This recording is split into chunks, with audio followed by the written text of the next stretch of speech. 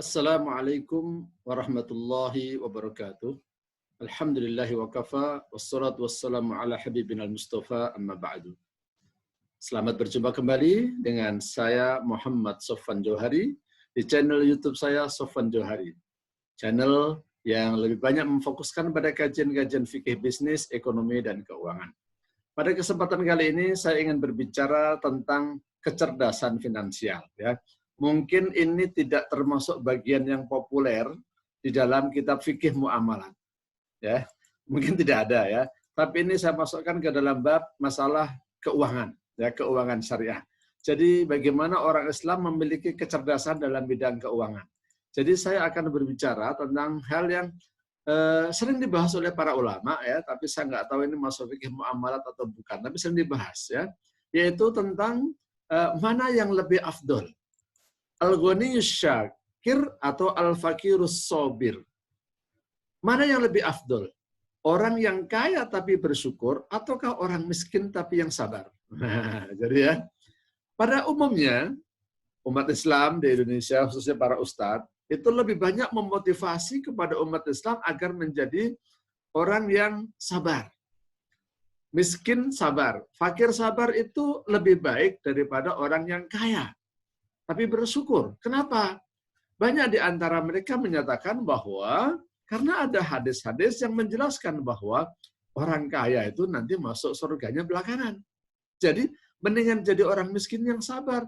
Karena kalau orang miskin yang sabar itu insya Allah nanti bisa masuk surga lebih dulu. Karena hisabnya lebih singkat gitu ya. Baik, kira-kira mana yang benar ya? Gak tahu nih. Para pemirsa channel saya ini apakah lebih senang jadi orang miskin yang sabar atau lebih senang jadi orang kaya yang bersyukur ya. Ini saya tunjukkan ada hadis yang pertama ingin saya tunjukkan justru hadis yang agak jarang aja ya, agak jarang dibahas ya. Ini pertanyaannya. Oke, nah ini hadis ada di dalam kitab Riyadhus Shalihin sebenarnya ya.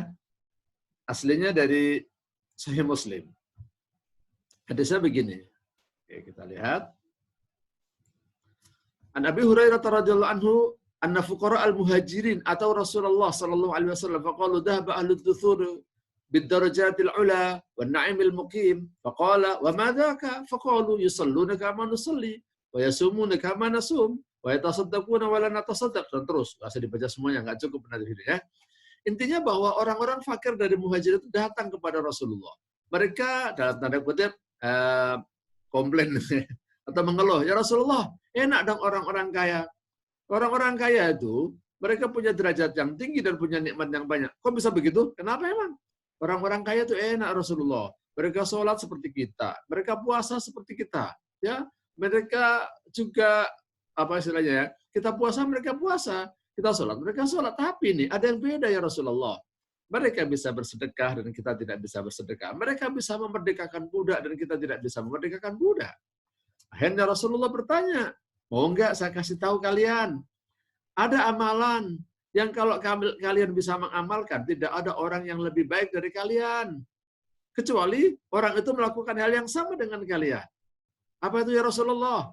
Baca tasbih, baca tahmid, baca takbir 33 kali setiap habis sholat. Wah, seneng nih.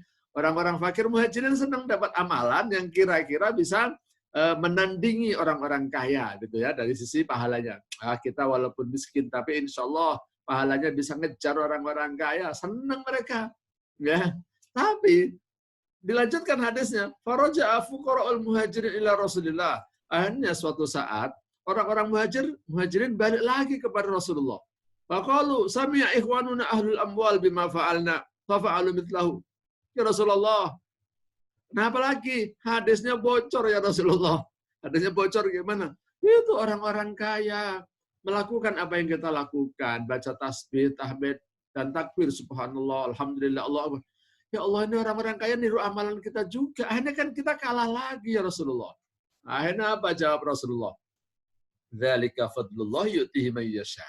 Ya, itulah kelebihan yang diberikan oleh Allah kepada orang-orang yang dikehendaki. Jemaah sekalian. Jadi, kira-kira kalau kita baca hadis ini menunjukkan bahwa orang kaya yang amalnya soleh, itu kayaknya bisa lebih baik daripada orang-orang miskin yang sabar.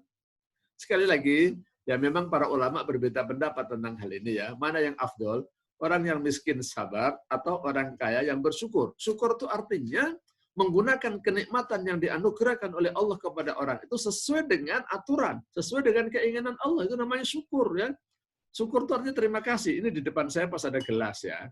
Ini kalau misalnya ini segelas teh, orang kasih kepada saya, atau ini di sini ada air putih, orang kasih kepada saya bertamu kepada Bapak Ibu, Bapak Ibu suguhin ini kop teh atau air putih. Saya bilang, terima kasih ya, ini tehnya buat saya ya? Iya. Setelah saya mengucapkan terima kasih, tehnya saya buang. Kira-kira Bapak Ibu yang ngasih gimana? Walaupun saya bilang terima kasih. Tersinggung kan? Nah, begitu pula dengan ucapan Alhamdulillah. Itu belum tentu menunjukkan rasa syukur kita kepada Allah Subhanahu wa taala. Boleh jadi orang hanya alhamdulillah cuma ngomong doang. Ya, syukur itu artinya apa? Menggunakan nikmat yang diberikan oleh pihak yang memberikan kepada kita sesuai dengan keinginan dia. Kalau Bapak Ibu memberikan teh kepada saya, kan Bapak kepinginnya teh ini saya minum. Kalau Bapak Ibu memberikan kepada saya air putih, ya kepinginnya air putihnya saya minum kan?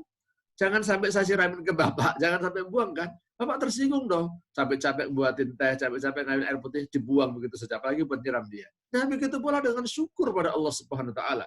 Kalau kita diberikan harta oleh Allah Subhanahu wa taala, kita kepingin dan kita harus menggunakan harta itu sesuai dengan keinginan Allah. Keinginan Allah apa kalau saya punya harta banyak? Saya gunakan untuk zakat. Saya gunakan untuk memberikan nafkah kepada keluarga. Saya gunakan untuk berinfak fisabilillah. Ya. Jadi itulah yang nama syukur. Jadi ya sekali lagi wallahu alam nih, saya nggak berani memutuskan sih ya.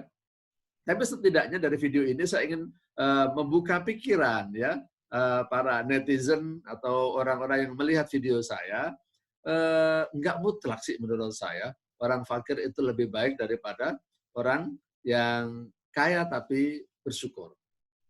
Itu tadi hadis yang setidaknya mengimbangin. Nah, memang sih yang dipakai oleh para ustadz itu biasanya hadis ini nih saya tunjukkan ya, bahwa udah nggak usah kaya-kaya, jadi orang kaya itu repot.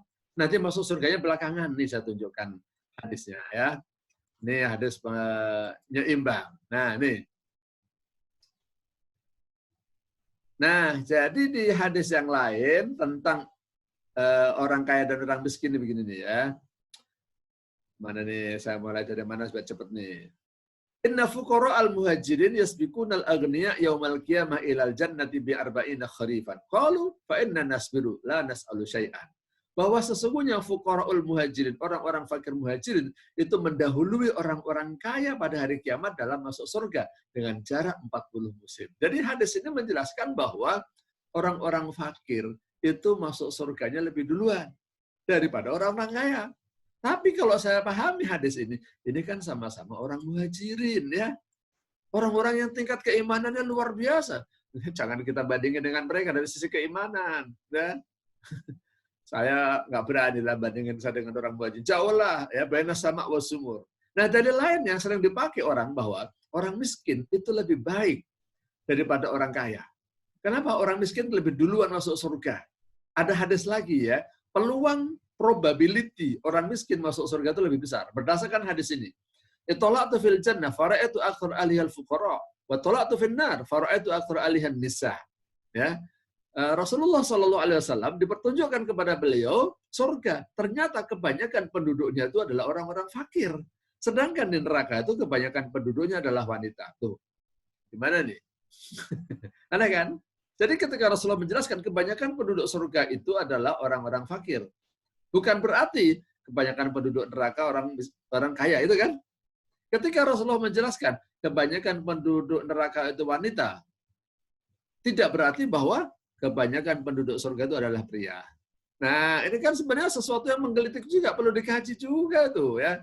Jadi nggak mutlak lah intinya. Tapi kira-kira ya, karena ini video pendek ya, jangan panjang-panjang. Kira-kira nih kalau saya sih akhirnya membuat kesimpulan seperti ini. Nih saya tunjukkan kesimpulan saya ya. Ini sebenarnya kajian sudah saya tulis dalam satu buku ya. Bukunya ini namanya Milliarder Spirit. Milliarder Spirit ini adalah buku untuk menginspirasi umat Islam dari sisi kecerdasan finansial. Ya, silakan dicari, belinya online, belinya di online. Ya, ini satu ajakan kesimpulan saya. Kajian tentang hal ini. Nih, kesimpulannya ada. Kalau menurut saya, ini wallahu a'lam bishawab nih ya. Kalau menurut saya sih, miskin dan kaya itu tidak menjadi faktor penentu. Kita masuk surga atau masuk neraka itu bukan karena miskin dan bukan karena kayanya. Ya.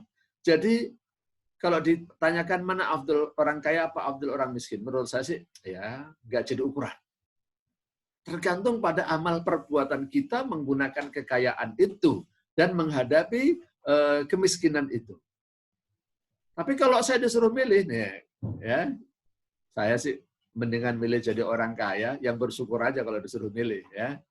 Nih, orang miskin yang baik adalah orang miskin yang sabar. Tapi cari orang miskin yang sabar itu juga agak gampang loh ya. Susah juga jadi orang miskin tapi sabar.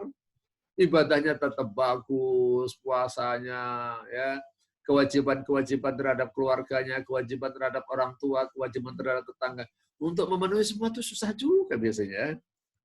Nah, orang kaya yang baik adalah orang kaya yang bersyukur dan menggunakan uangnya untuk perjuangan. Pokoknya intinya, udah kaya dan miskin itu bukan menjadi tolak ukur. Yang menjadi tolak ukur adalah inna akramakum indallahi atqakum. Jadi, ya kira-kira apa ini kesimpulannya? Kesimpulannya nggak usah diperdebatkan lagi. Itu mungkin candanya para ulama ya. Candanya para ulama atau ya isengnya para ulama memikirkan jadi orang kaya yang bersyukur atau orang miskin yang sabar. Insya Allah tidak ada yang mutlak kaya dan miskin tidak menjadi alat ukur. Semuanya kembali kepada ketakwaan kita. Orang yang soleh, ya, yang kaya, itu saya kira akan lebih baik daripada orang soleh yang miskin. Kalau orang soleh, kaya, wah dia bisa bangun masjid, dia bisa bangun pesantren, dia bisa nyantunin anak yatim, dia bisa bikin rumah Quran, dia bisa berdakwah, dia bisa bikin televisi. Maksudnya studio apa? Stasiun televisi Islami. Dia bisa membuat pabrik yang mempekerjakan orang-orang Islam yang baik, ya. Sehingga orang Islam tidak banyak yang nganggur, ya. Sehingga orang Islam itu kecukupan semua itu. Ini kalau orang soleh yang kaya. Orang jahat yang miskin lebih baik dari orang jahat yang kaya mungkin ya. Ini kemungkinan ya menurut saya. Kenapa? Orang jahat kalau miskin dia mau apa istilahnya, mau main judi dia nggak bisa, mau berzina dia nggak bisa, mau melakukan kejahatan ini itu nggak bisa. Tapi dia mungkin terdorong untuk melakukan kejahatan yang lain, mencuri sama mengambil harta orang lain, ya. Nah, kalau mau jadi orang soleh, sebaiknya orang soleh yang kaya deh, ya, supaya bukan hanya soleh, tapi kita bisa muslih, kita bisa baik dan bisa memperbaiki orang lain. Jadi inilah kira-kira ya, ini materi selingan lah ya dalam kajian fikih bisnis saya ini ya. Tujuannya untuk memberikan motivasi. Paling tidak mengerem lah ya. Jangan hanya mengikuti satu pendapat para ustadz yang selama ini menyatakan bahwa orang miskin itu lebih baik daripada orang kaya. Kenapa? Orang miskin itu bisa masuk surga duluan. Orang miskin itu peluang masuk surganya lebih besar. Ya. Menurut saya nggak mutlak. Penutupnya saya katakan, inna akramakum indallahi atqakum. Orang yang paling mulia di sisi Allah adalah orang yang paling bertakwa. Ya, kaya kalau lebih bertakwa, ya bagus. Miskin kalau lebih bertakwa, ya bagus. Yang penting itu adalah ukuran ketakwaannya, bukan ukuran miskin dan kayanya.